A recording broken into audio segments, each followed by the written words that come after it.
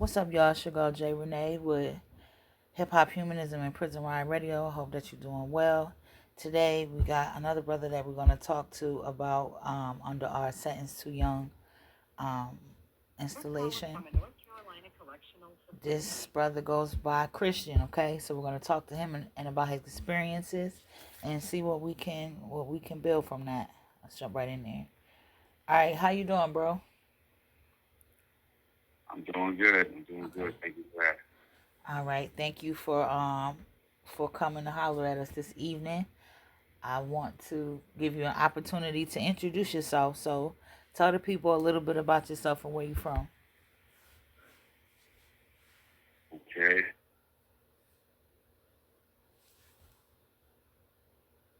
You there? Y'all here, I go by the name of Toto, but I'm originally from California, Paso Robles, California. And I guess like most guess like grew up in a trouble home. My mom split with my dad at the age of 4 or something around there.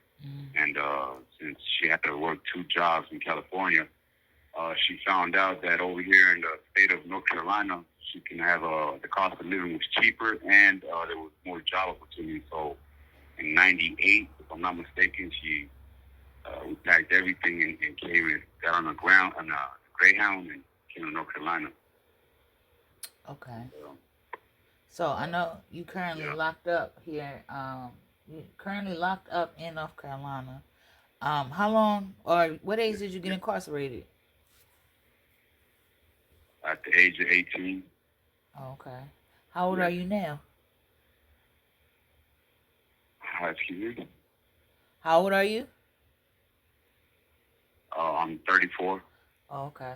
All right. So 18 to 34, that's quite a bit of time. So tell us, what led to your incarceration at 18? Oof. So, so mind you, well, see, before I got locked up, I was living, most likely every individual lives in the street.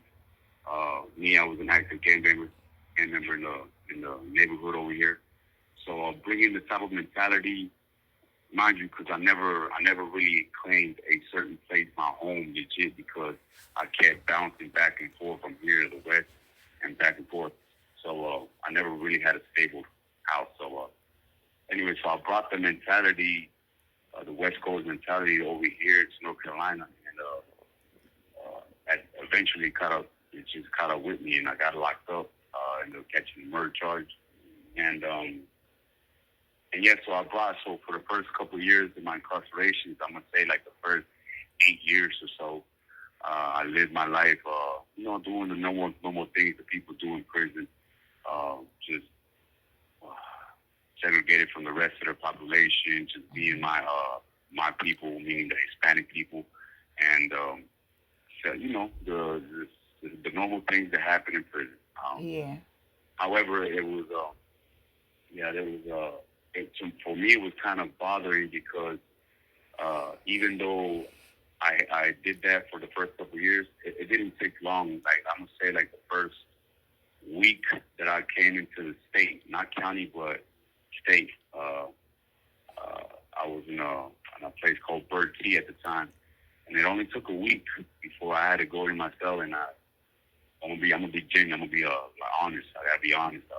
I had to cry. You know what I'm saying? I went and cried because I couldn't believe that I was gonna do all this time in the state of North Carolina, because I was expecting something like the West Coast. You know what I'm saying? Like the prison system in the West Coast, because that's what my brain has been pressed up. You know what I'm saying, to expect or whatnot.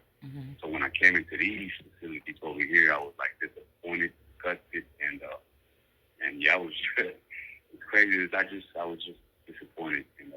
Yeah, I can imagine so. You've been locked up for almost, been locked up for almost half your life.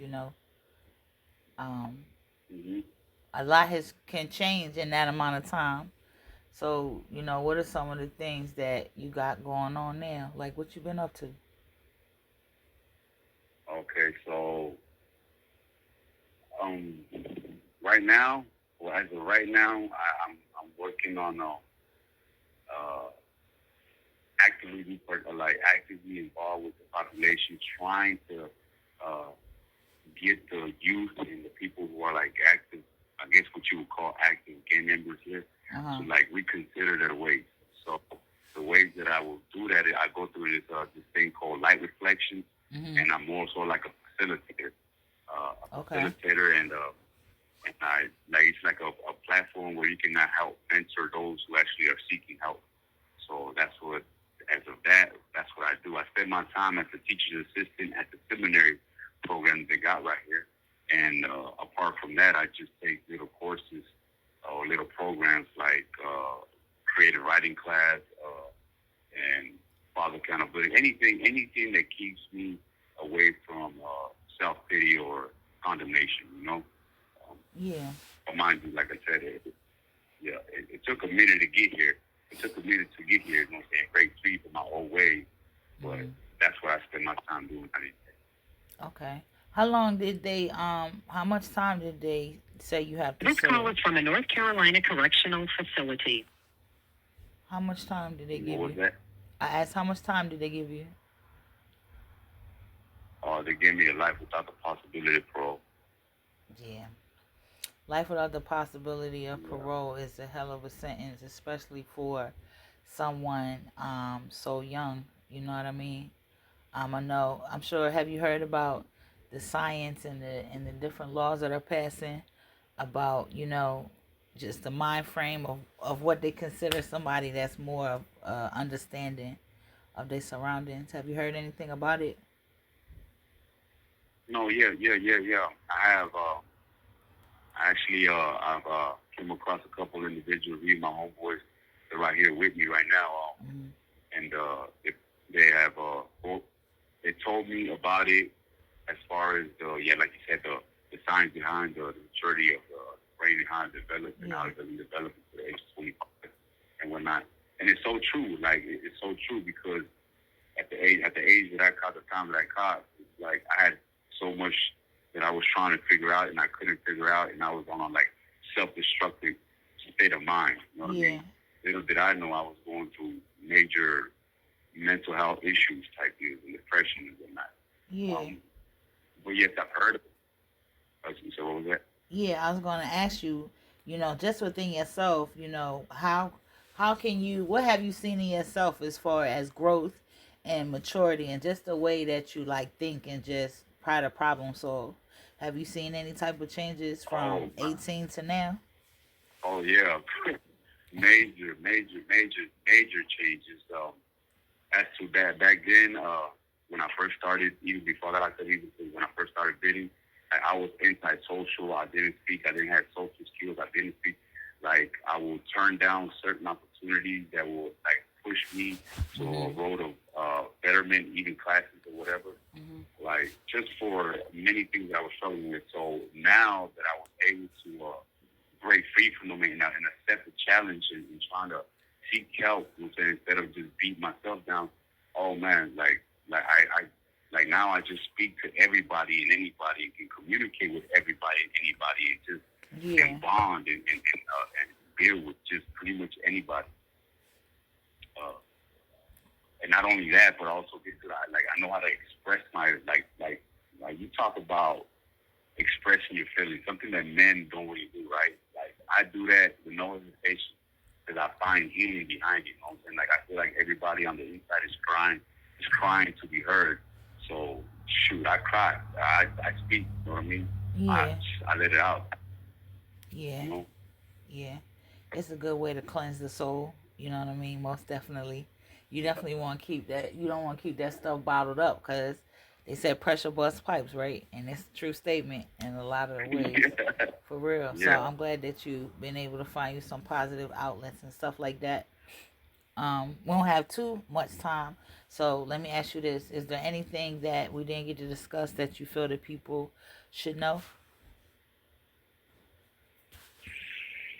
That is sort of tough. I mean, other than because I mean, there's not too. I mean, there's a lot I guess you could say, but basically, what I really wanted everybody, your listeners, or anybody else, to system, to check out that Sentence to Young site and to sign that petition that's there. You know what I'm saying? We wanted to get them, because we're trying to get it passed through legislators this year coming up, and we just need as many signed petitions as possible if we think to get some support. Other than that, yeah, like, and to the homeboys that listen in the system, you know what I mean, that they're stuck in the system, I mean, like, yo, strive to do better, you know what I mean? Strive to do better. You know what I'm saying? It's hard to do what the rest is not doing, and what they call the path of least resistance or something like that. We don't know how they say it, but it's worth it at the end. You know what I mean? It's worth it. It's freedom. There's purpose. There's purpose there. You know what I mean? For sure. How can About people it. get in contact with you, bro? Thank you. Thank you. Yeah. Oh, and you hear me? Yeah, I can hear you. I'm sorry. I just hope. Yeah, I'm sorry. I also just before. I don't know how much time we got left, but I do want to. I just want to say thanks to God first and foremost. You know what I mean? But also to like my mother, because they're gonna be tuning in and they're gonna be listening and whatnot at some point. Okay. So, like my mother's and my sister, my brother, and next is like, yo, shoot, like this is like everything that I do now is for them. You know what I mean? Like I strive to do better for them. I no longer sit here and hustle and try to help them. Now I try to help by doing right. You know what I mean? Trying to push out good things, and hopefully the youngsters out here can like catch on, and hopefully we can change the system. And that'd be my way of doing it. You know what I mean? Other than that, and I do appreciate you. Thank you and the homeboy for doing what y'all do. You know what I mean? For real. Like, shoot, dang, like this is awesome. To know that people like y'all that actually like trying to help us, like people like us, like giving us a voice. You know what I'm saying? Yo, that is. I really don't got enough words, but thank you for that. You know what I mean? You're welcome, bro.